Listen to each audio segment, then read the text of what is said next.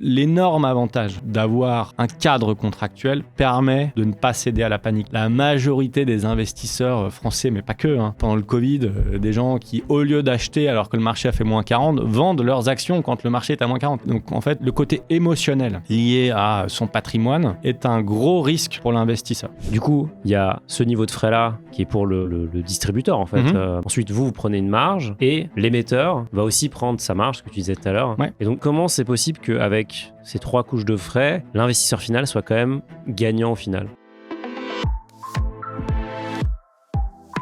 Bonjour à tous, bienvenue dans un nouveau Finari Talk. Aujourd'hui n'est pas coutume, on va parler d'une classe d'actifs qui est assez mal couverte sur YouTube. J'ai nommé les produits structurés.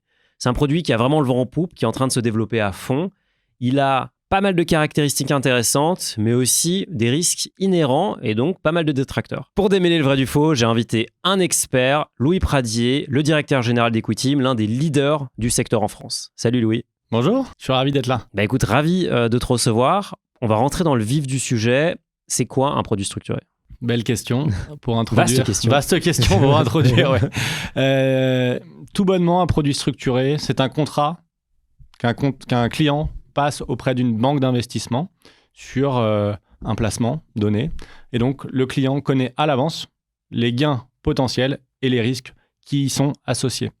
Et dans ce contrat, en fait, qui va se placer comme une pâte à modeler, on va pouvoir moduler les différentes thématiques pour s'adapter en fait à la stratégie d'un investisseur qui va, en fonction des conditions de marché et des paradigmes, faire évoluer son contrat. Est-ce que tu peux nous donner un exemple d'un structuré populaire ? Alors, le produit, le grand classique, c'est les autocalls, donc les produits qui se rappellent par anticipation sur un actif de référence donné. Par exemple, on aurait un produit émis par la Société Générale, qui est une grande banque française, sur une durée maximale de 10 ans, exposé sur un indice européen, par exemple l'Eurostock 50. Et le produit dit la chose suivante: chaque année, à date anniversaire, si l'indice est positif ou nul par rapport à sa date de lancement, alors le produit s'arrête et rembourse un gain de 7% pour l'année qui s'est écoulée. Si l'indice est négatif, je repasse à l'année d'après. Si à la deuxième date anniversaire, l'indice est positif, je rends le capital de départ et 2 coupons de 7%. Voilà. Ça pendant 10 ans. À maturité, si je suis jamais remboursé, je suis protégé jusqu'à une baisse de 40 ou 50% de l'indice en fonction des paramètres de marché. Donc ça s'appelle la dernière partie, c'est une partie importante, je pense, c'est le capital garanti. C'est la protection du capital. Capital garanti, ça veut dire que la banque s'engage à rembourser le capital de départ, peu importe les conditions de marché. Le rendement ne sera pas de 7%, mais plutôt de 5% aujourd'hui. Si on accepte d'avoir une partie en risque de capital, c'est-à-dire que jusqu'à une baisse de 50%, je ne suis pas exposé à une baisse de l'indice. Mais si l'indice baisse de plus de 50%, alors je suis exposé à la baisse de l'indice. Ça, c'est ce qu'on appelle une protection en capital et pas une garantie en capital. Et forcément, cette notion entre la garantie totale et la protection amène du surplus de rendement de l'ordre de 2 ou 3%. Et donc, juste pour bien resituer Equitim dans l'équation, toi, à quel moment de la chaîne de valeur t'interviens ? Alors, Equitim, ou les conseils en général sur la classe d'actifs, en fait, on se positionne à la structuration. Donc, nous, on est un courtier conseil, on ne s'adresse qu'à des clients professionnels. On fait du B2B2C, puisque derrière, nos distributeurs vont s'adresser à des clients particuliers.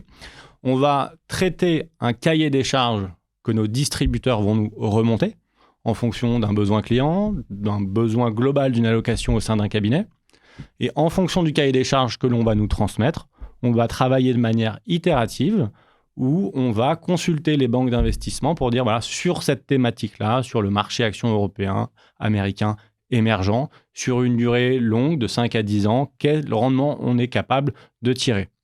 Une fois qu'on a fait ce pré-travail de sélection, de recherche, on soumet un pré-appel d'offres à notre partenaire CGP, banquier privé, réseau, family office, qui va choisir une version finale, sur laquelle on va traiter un appel d'offres définitif auprès d'une vingtaine de banques de marché.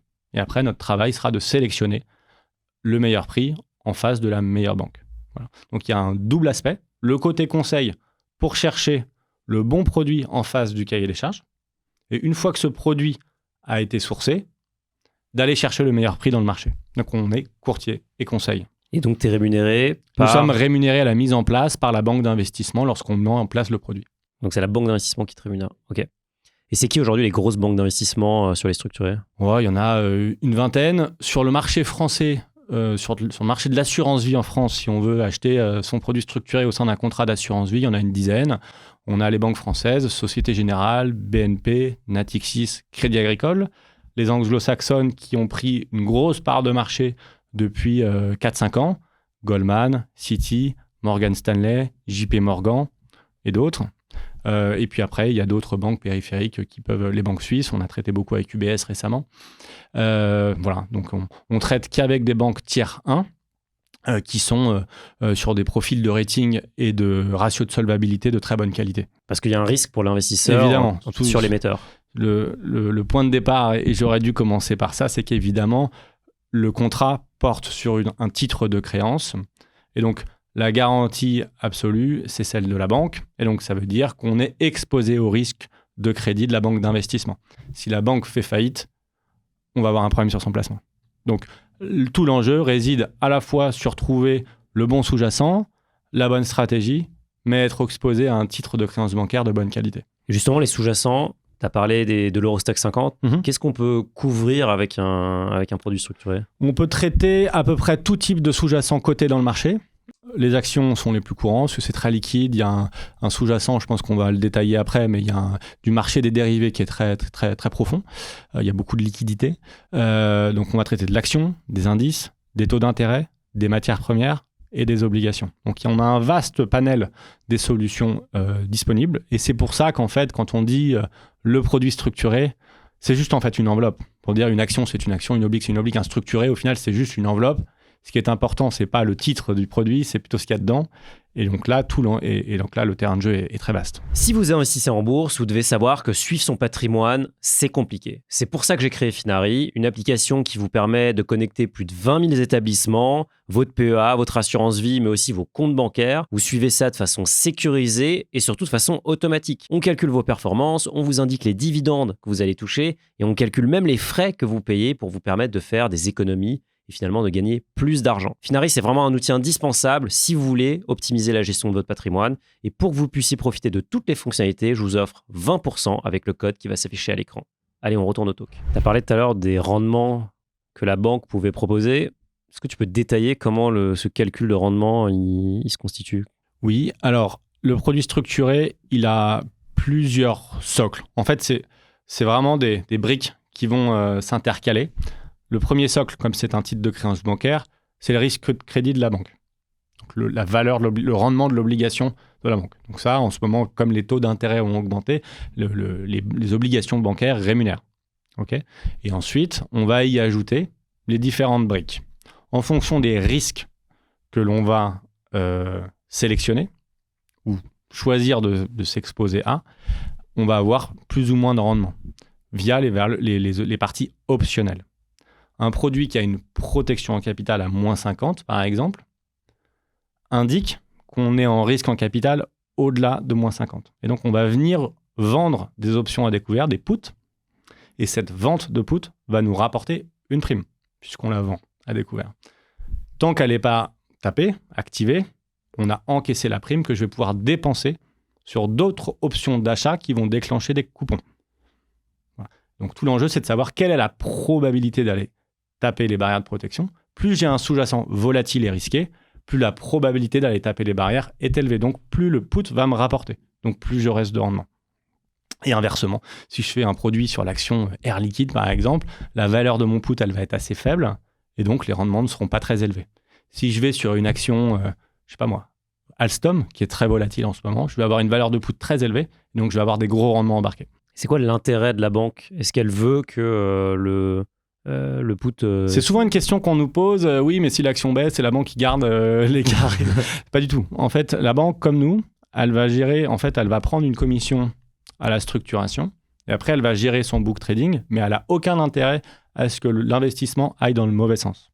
La marge est prise au lancement et la nouvelle marge sera réintégrée par la banque si jamais le produit se rembourse par anticipation et que le client souhaite réinvestir. On n'a pas de frais récurrents, il y a juste des frais de mise en place, donc on a tout intérêt à ce que les produits se remboursent vite et fonctionnent. Les intérêts de toutes les parties en fait sont alignés. Après, donc, quel est l'intérêt de la banque? Comme nous, c'est de faire des marges de structuration au lancement des produits. Est-ce que c'est un produit qui est très français, le produit structuré? Non, le monde des dérivés de base, le monde des dérivés exotiques, donc des options sur les marchés actions, les ingénieurs sont très français. En revanche, aujourd'hui, la distribution est très très présente en Asie, notamment en Corée. En Asie en général, il y a une grosse appétence pour les structurés. Au Benelux et la Suisse, c'est un marché qui est très très profond également, et puis aux États-Unis aussi. Donc la réalité, c'est que toutes les zones où il y a du capital et du patrimoine, vous avez des structurés qui sont investis, qui sont proposés aux clients. Tu as parlé de la durée de vie d'un produit. Du coup, le produit, l'argent est bloqué pendant 10 ans. Est-ce qu'à un moment, je vais pouvoir sortir de mon propre chef, ou en fait, non, je dois attendre l'échéance ou alors un rappel? Alors, le produit, en effet, il a une maturité maximum qui va correspondre à l'horizon d'un placement sur le marché donné. Par exemple, quand on rentre sur le marché action, même si on achète une action comme Total, ok, je suis liquide à tout instant. La réalité, c'est que la durée de vie, l'horizon de placement conseillé sur le marché action, il est supérieur à 5 ans. Sur le structuré, c'est pareil. On a une durée de vie qui est maximale, mais qui, selon moi, nous protège, puisqu'elle nous empêche de faire des bêtises si jamais le marché corrige fortement, de sortir au pire moment. Néanmoins, le produit, même s'il a une durée de vie de 10 ans max, il a une liquidité qui est quotidienne. Donc, si je veux sortir, je sors. En revanche, la pleine valeur du rendement qui est prévu dans le contrat, il s'appliquera qu'aux dates anniversaires ou à maturité. Donc l'investisseur, finalement, il n'a pas souvent intérêt à sortir avant le terme, mais s'il y est contraint, il peut le faire. Donc il y a une valeur liquidative qui est quotidienne, même en continu. On peut traiter intraday sur le marché secondaire, on peut acheter ou se vendre au marché secondaire quand on veut. En revanche, il faut avoir en tête qu'il faut, dans l'idéal, respecter les dates du contrat. C'est là que la pleine capacité du contrat sera effective. Et toi, tu vois quoi comme comportement de la part des investisseurs? Le structuré, je le vois... après, on débattra sans doute entre les détracteurs et ceux qui sont pro-structurés, mais l'énorme avantage d'avoir un cadre contractuel permet de ne pas céder à la panique. La majorité des investisseurs français, mais pas que, pendant le Covid, des gens qui, au lieu d'acheter alors que le marché a fait moins 40, vendent leurs actions quand le marché est à moins 40. Donc, en fait, le côté émotionnel lié à son patrimoine est un gros risque pour l'investisseur, qui va quelque part souvent se prendre les portes de saloon, vendre au plus bas, acheter au plus haut.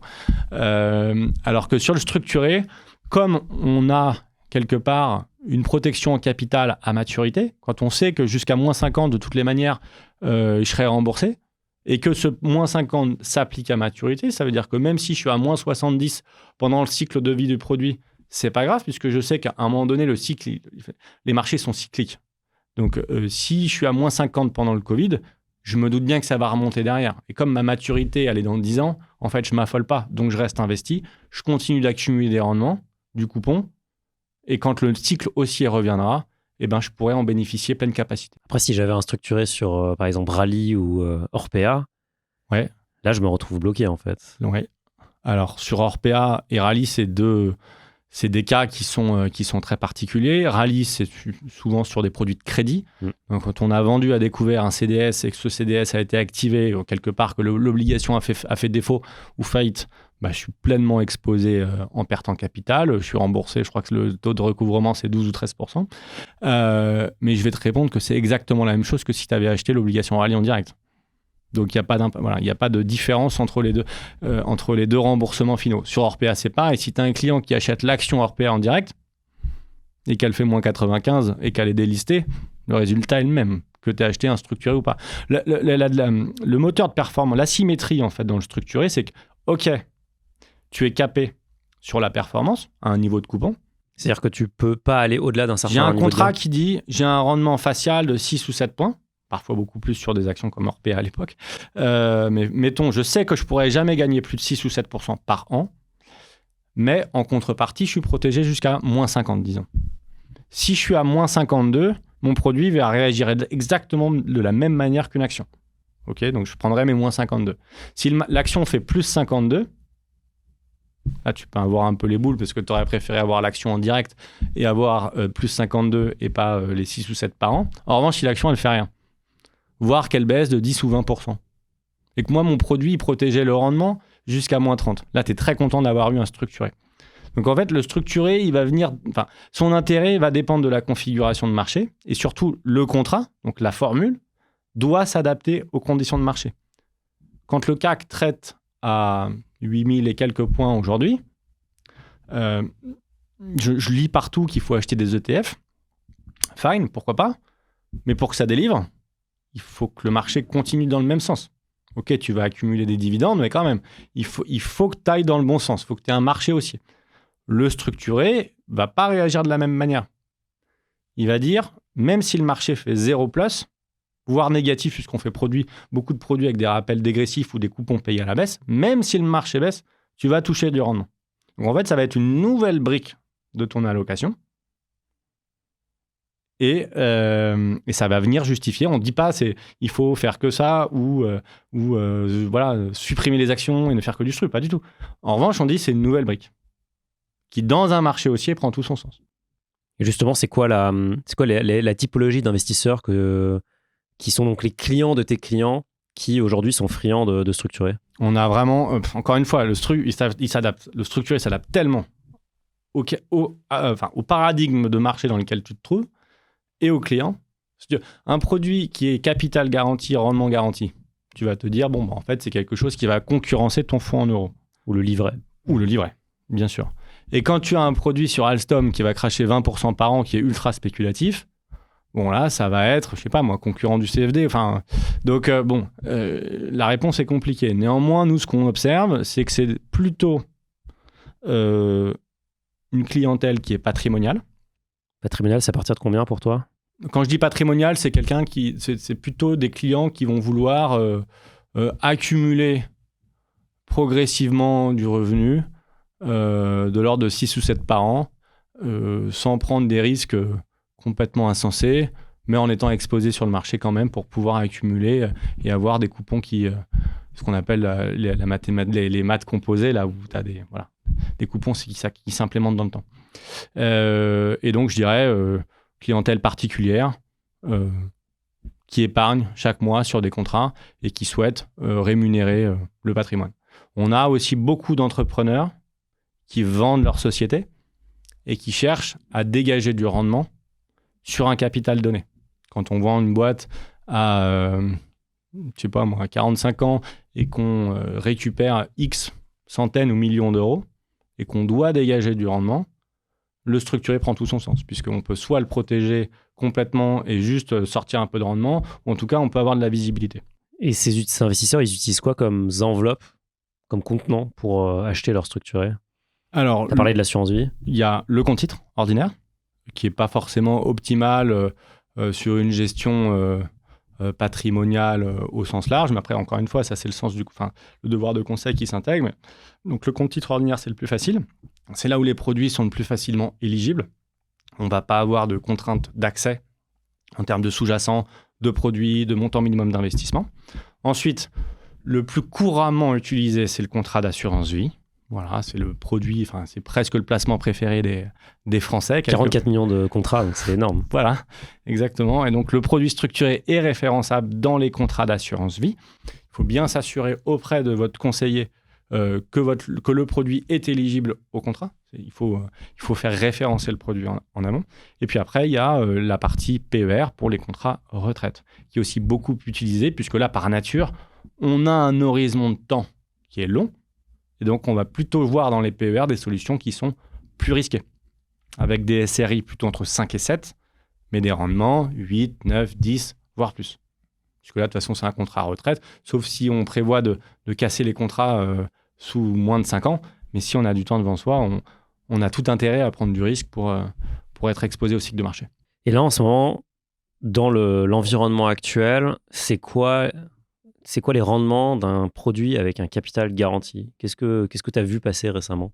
Alors, dans le produit à capital garanti, il y a plusieurs facettes.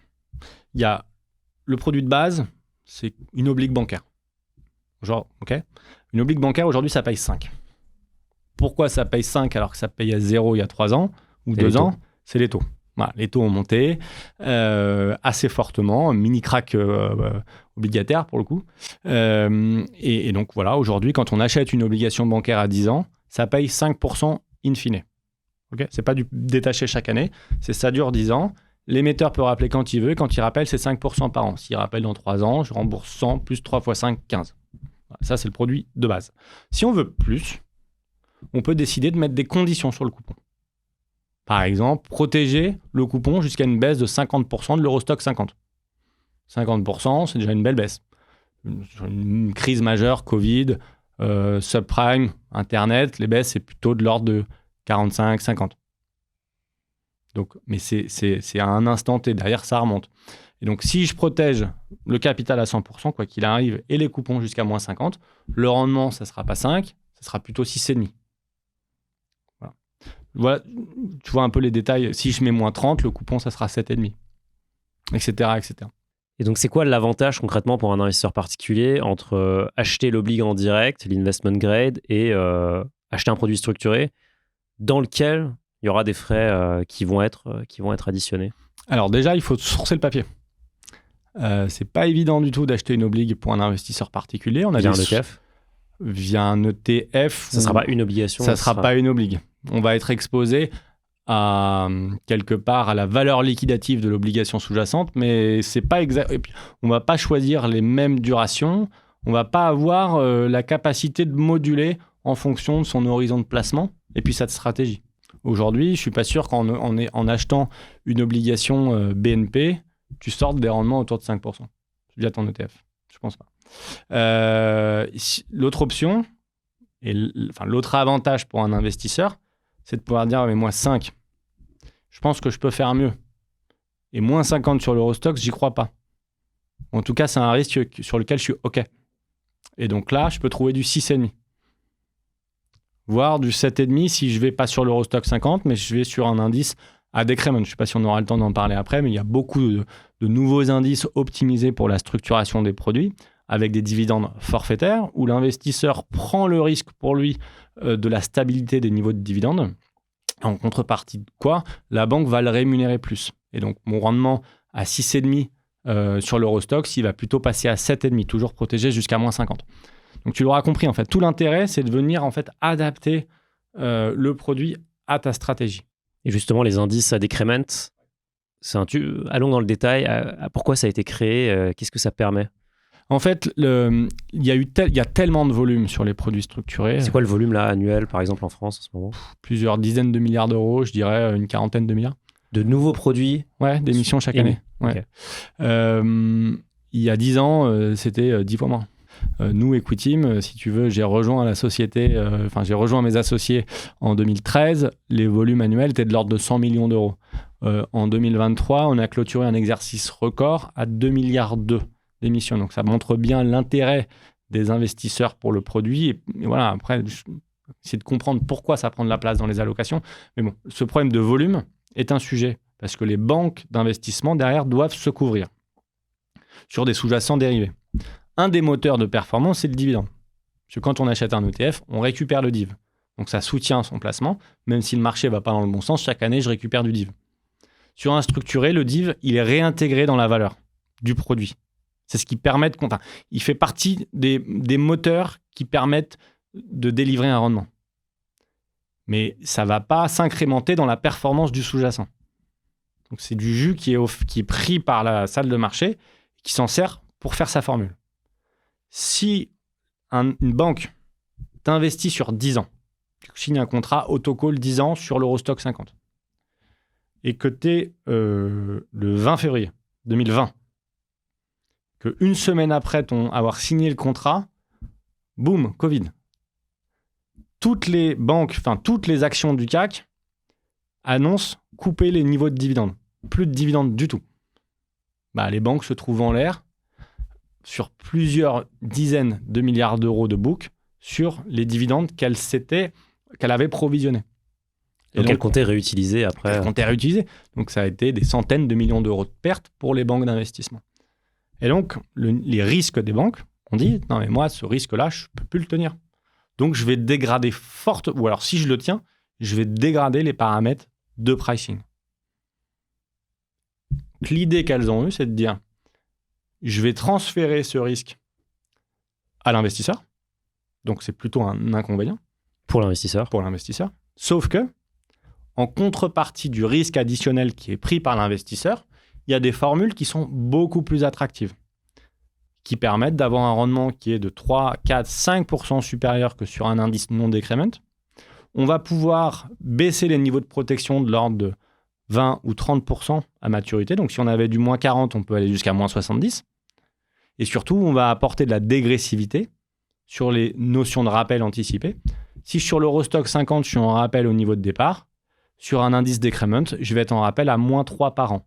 C'est-à-dire que même si l'indice baisse de 3, je vais être remboursé par anticipation. Ça, c'est très important, notamment sur un marché qui est en haut de cycle. Intégrer de la dégressivité si vous traitez du décrément, pour moi, c'est un must.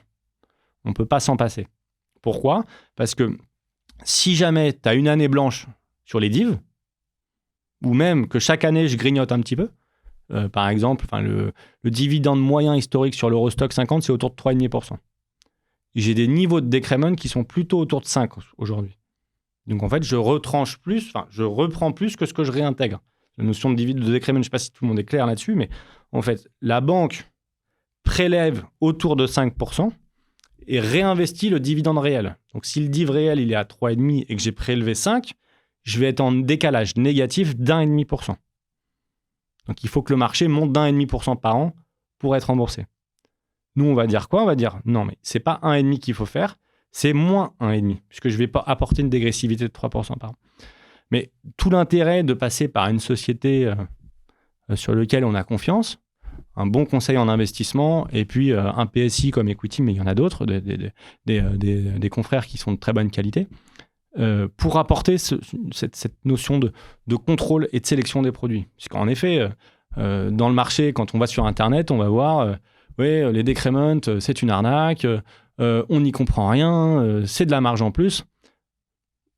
À la base, c'est peut-être vrai, mais il y en a qui le travaillent bien. Et donc, il faut s'adosser à ces gens-là. Il y a un sujet qui revient tout le temps quand on parle des structurés, c'est les frais. Ouais. Ce qu'on voit beaucoup, c'est que les conseillers en gestion de patrimoine adorent les structurés parce que si c'est des autocols et qui sont rappelés chaque année, c'est l'opportunité de venir replacer du produit et donc de prendre ce qu'on appelle un upfront, une com qui peut aller... c'est quoi les upfronts qu'on voit en ce moment dans le marché ? Il y a de tout. Honnêtement, ça va de 0 à 5, 6. Je dirais que la médiane est autour de 3 points. 3 points. Du coup, il y a ce niveau de frais-là qui est pour le distributeur, en fait. Ensuite, vous prenez une marge et l'émetteur va aussi prendre sa marge, ce que tu disais tout à l'heure. Ouais. Et donc, comment c'est possible qu'avec ces 3 couches de frais, l'investisseur final soit quand même gagnant au final ? Alors, déjà, ce qui est très important, c'est que le rendement qui est offert au client, il n'est pas déduit des frais. C'est-à-dire que c'est un rendement net. Brut des enveloppes fiscales, jamais il y a des frais de gestion sur un contrat d'assurance vie. Il y en a, pas les mêmes partout. Ouais. Mais si c'est sur un compte titre, il n'y en a pas. Alors il y a des droits de garde, mais qui sont plus faibles qu'un contrat d'assurance vie. Mais néanmoins, on va parler juste en termes de frais de gestion liés au produit. Le rendement qui est servi, il est net des frais de structuration. Si je prends une enveloppe globale, même de 5 points, ce qui est plutôt élevé. C'est-à-dire pour la totalité de la chaîne. Okay. Sur un produit 10 ans, tu es d'accord avec moi que ça fait 0,5 par an, au max. Je mets au défi n'importe quelle société de gestion active de prendre ces niveaux de frais. Donc en fait, ça rend le produit structuré finalement assez peu margé. Et si jamais mon produit va dans le bon sens, s'il est rappelé la première année, je vais servir mon coupon de 8. Donc, il n'y a absolument aucun problème. Le client qui se touche 8, il va être super heureux. Ok, il aurait pu avoir 10 sans frais. Mais encore est-il que, selon mon analyse, les frais, ça permet le conseil. Ça permet de ne pas faire n'importe quoi. Ça permet d'être aidé. Ça permet d'être accompagné. Encore une fois, il faut juste ne pas tomber dans la dérive, d'être encadré. Pour ça, l'AMF et la CPR nous impose des contraintes réglementaires assez fortes notamment sur le disclose des frais. Tout doit être transparisé. Mais les frais n'ont jamais, sur les structurés, empêché un placement de bien marché. Bien au contraire. Encore une fois, quand tu prends le temps d'analyser comment sont constitués les frais, quand tu sais que ton produit peut durer 10 ans, aujourd'hui, on lance des obligations à 12 ans. S'il y a 3% total, tu te retrouves avec des niveaux de frais qui se rapprochent même des ETF, alors que le client, il est encadré, il est sécurisé, il a de la visibilité, et puis il a bénéficié d'un conseil. Voilà ce qu'on peut répondre aux détracteurs. Justement, tu parlais de l'AMF. On a retrouvé un rapport qui analyse l'impact des produits structurés. Bon, je pense que tout le monde, vous l'avez tous lu dans le secteur. Je te lis la citation parce que je la trouvais assez intéressante. S'agissant des performances brutes des produits structurés, elles sont très largement positives dans la plupart des cas, y compris lorsqu'elles sont corrigées de l'inflation. En revanche, ces produits apparaissent comme relativement peu performants comparés à des investissements boursiers traditionnels, investissements en actions, en obligations. Enfin, les produits les plus complexes sont les moins performants. Qu'est-ce que ça t'inspire ? Écoute, nous, depuis 2007, on a lancé quasi 3000 produits, plus de quasi 7 milliards d'émissions. Le rendement moyen de nos solutions, c'est 7,2%. Occurrence de perte en capital, moins de 2%. C'est-à-dire que sur l'ensemble des produits émis, dans 2% du volume global, il y a eu de la perte en capital. Ces produits qui ont subi une perte en capital sont exclusivement sur des obligations en direct ou sur des titres en direct. Les grosses occurrences de pertes, c'est l'oblig rallye, mais les occurrences de pertes étaient équivalentes sur les obligations que sur les CLM. J'ai touché juste, voilà. C'était limite au hasard. Et sur les actions Vallourec. Okay. Il y a une époque, en 2015, on traitait pas mal sur l'action Vallourec. Sur les solutions indicielles, pas de scénario de perte en capital observé, rendement moyen 7,2. Ça te montre bien en fait que les produits sont performants. Et évidemment, si tu choisis de sortir des chemins et de prendre des solutions qui sont dites spéculatives, tu t'exposes. Tu achètes un CFD, tu te fais ramasser au moindre coup de vol. Si tu restes dans le carcan des solutions patrimoniales, indicielles ou alors extrêmement protégées si tu vas sur des actions, ou bien si tu vas sur des actions que tu fais un portefeuille très diversifié, imaginons sur 10 ou 15 lignes, même si tu as une ligne qui se pète la gueule, tu vas avoir les 15 autres qui vont se rattraper.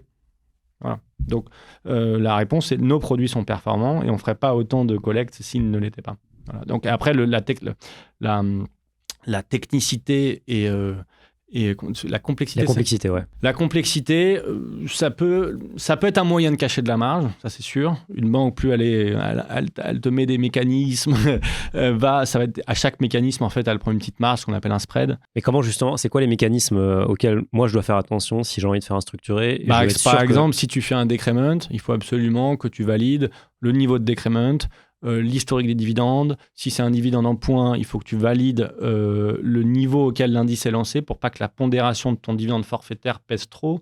Il faut que tu fasses attention à ton sous-jacent, que tu achètes un truc qui est lisible, qui est clair.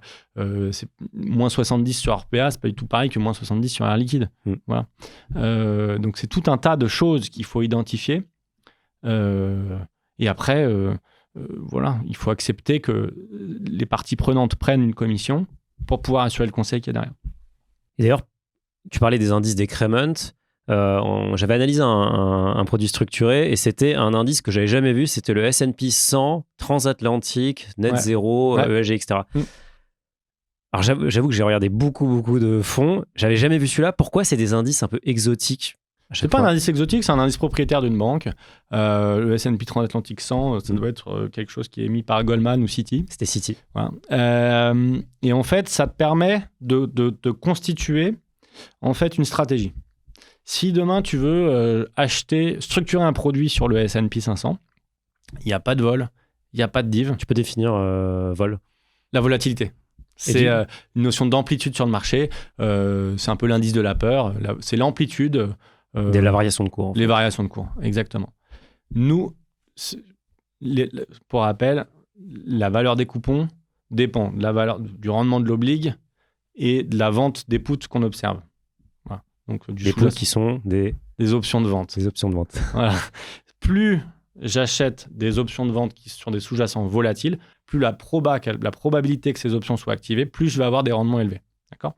Donc, sur le S&P 500, les indices sont au plus haut, la volatilité est au plus bas. Et il n'y a pas de dividendes parce que, pour rappel, les dividendes nous servent à structurer les solutions. Donc, clairement, je ne fais pas un structuré sur le S&P 500. Donc, je ne peux pas m'exposer au marché américain. Ce qui est un gros problème quand on connaît le track record et l'avance qu'ont systématiquement les États-Unis sur les marchés européens. Si je veux intégrer de la structuration sur les US, je suis obligé de construire un indice synthétique et donc de mettre du decrement. Comme les banques de marché sont en compétition les unes entre elles, chaque banque va avoir 2-3 indices. Cet indice-là, il va te paraître exotique par son nom, mais quand tu l'ouvres et que tu vas voir les top 10 players et que tu vas voir les GAFAM, tu vas voir Coca, McDonald's, j'avoue que je connaissais Nike. Pas. Il y avait Intel et Autodesk que je connaissais. Mais je t'enverrai la liste. Quand tu regardes la liste, il y a forcément du Amazon, du Apple. Je suis sûr qu'il n'y avait pas. Mais c'était vraiment je crois qu'il y avait c'était net zéro. C'était transition net zéro. C'est pour ça. Alors, c'est parce que tu as un filtre ESG qui permet en fait de retirer de la cote les valeurs qui n'ont pas un score ESG de bonne qualité. Voilà. Mais quand tu disais qu'est-ce qu'il faut regarder, quels sont les pièges à éviter, si tu t'exposes au marché américain, par exemple, moi, je recommande d'être plutôt exposé aux Magnificent Seven, là, les 7 magnifiques, parce qu'en ce moment, c'est elles qui tirent la cote. Après, tu peux avoir une stratégie inverse et te dire non, Louis, moi, ces valeurs-là, je les trouve trop chères, je veux les sortir du scope. Je vais pouvoir te construire un indice, par exemple sur le Russell, sur les mid-cap américaines.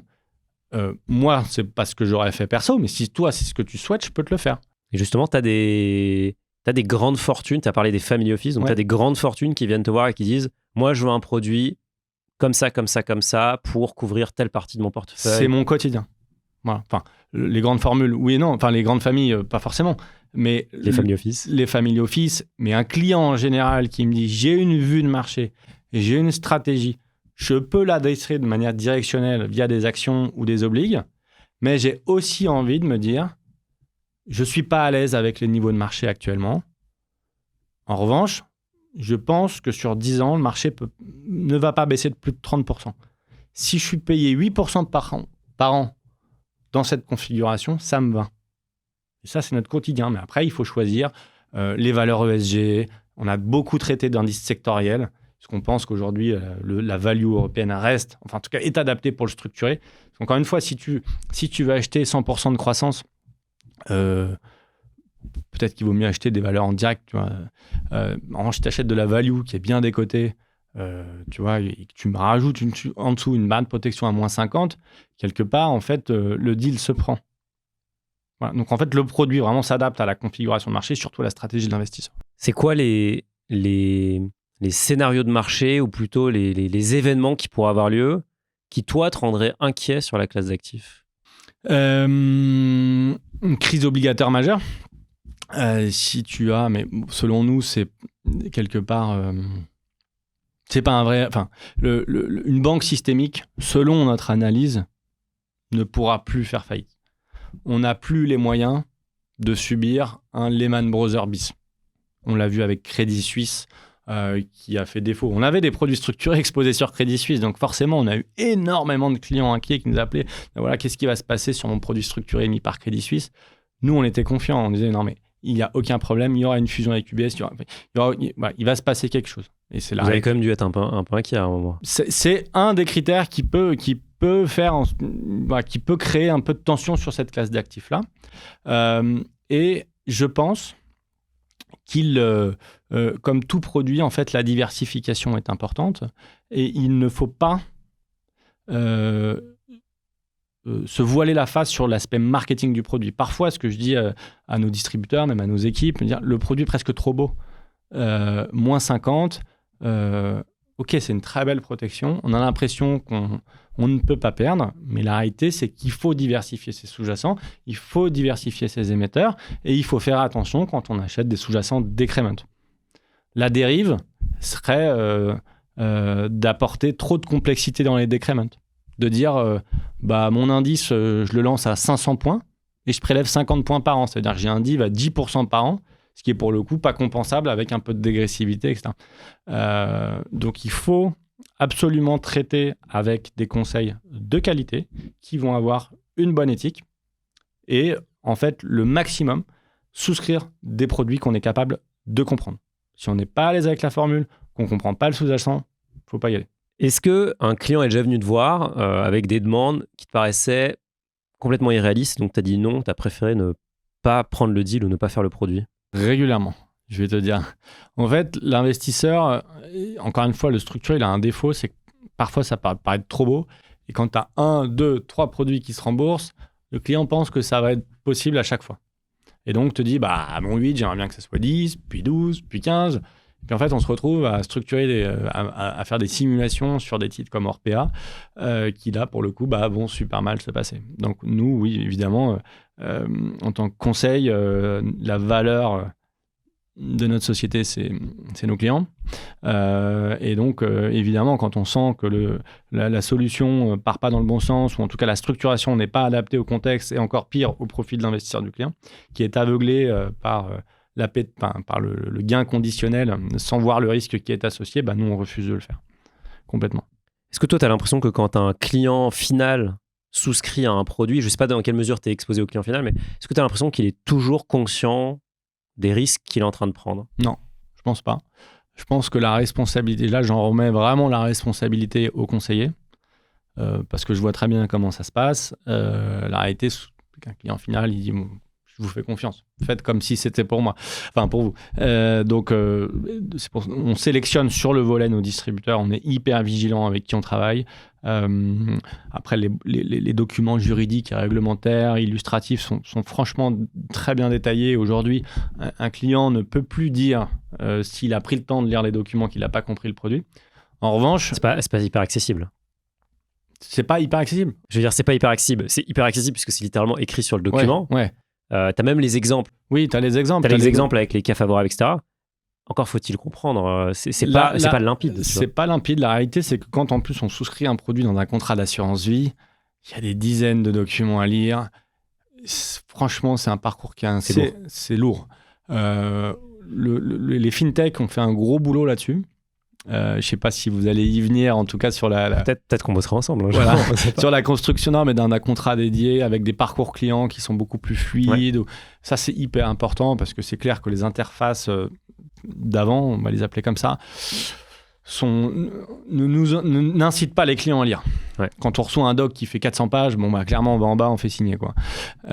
Donc, toute la responsabilité est reroutée sur le conseiller qui doit absolument faire un travail pédagogique pour que le client ait en tête les risques qui sont associés à son placement. Parce que voilà, si on veut pas de risque, on fait des contrats monétaires et ça paye entre 3 et 5 points selon les cas.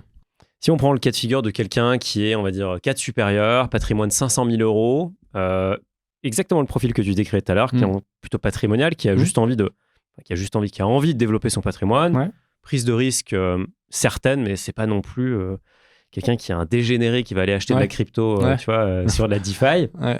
C'est quoi la place des structurés dans cette allocation-là ?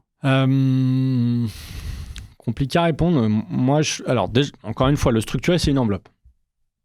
Donc, c'est pas du tout la même chose d'acheter un structuré sur l'Eurostoxx 50. On va dire les structurés qui, a priori, l'Eurostoxx Bank et un produit obligataire. Ouais. Voilà. Déjà, tu peux diversifier ta poche de stru. C'est vrai.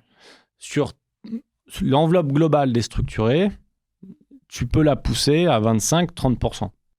Du patrimoine global ou du financier ? Non, du financier.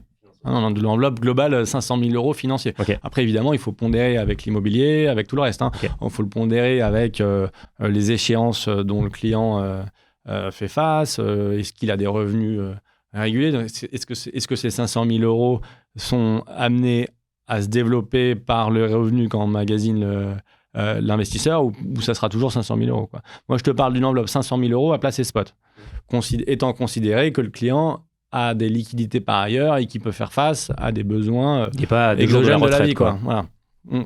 Mais si tu dois placer 500 000 euros sur des actifs risqués, je mettrais une poche jusqu'à 30% en structuré.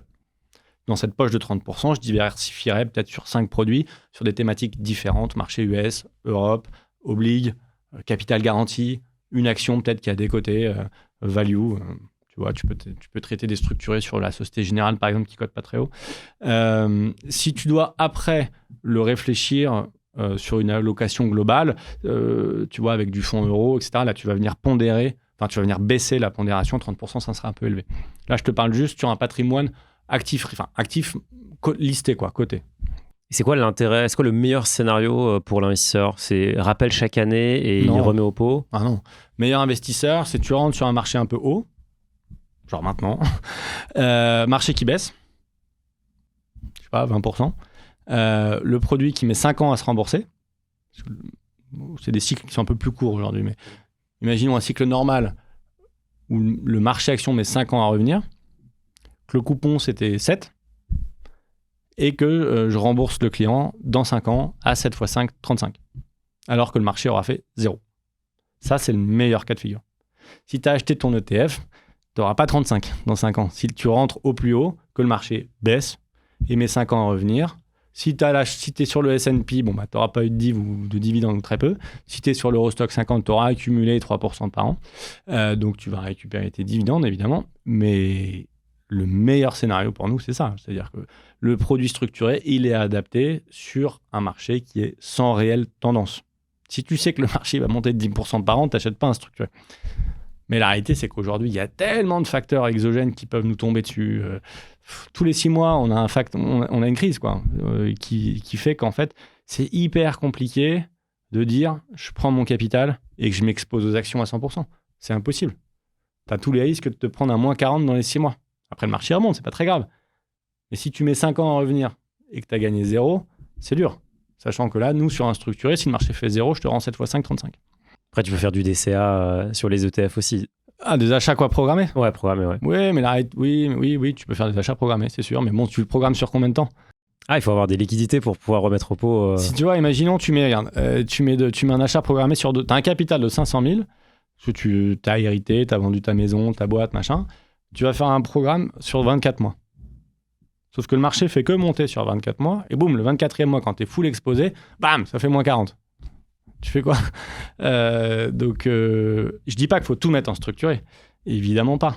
L'ETF, c'est magnifique. L'investissement programmé, c'est évidemment une super option. J'en ai personnellement. J'ai aussi beaucoup de structurés, mais bon, c'est normal, je connais rassurant bien. Presque. Je connais bien.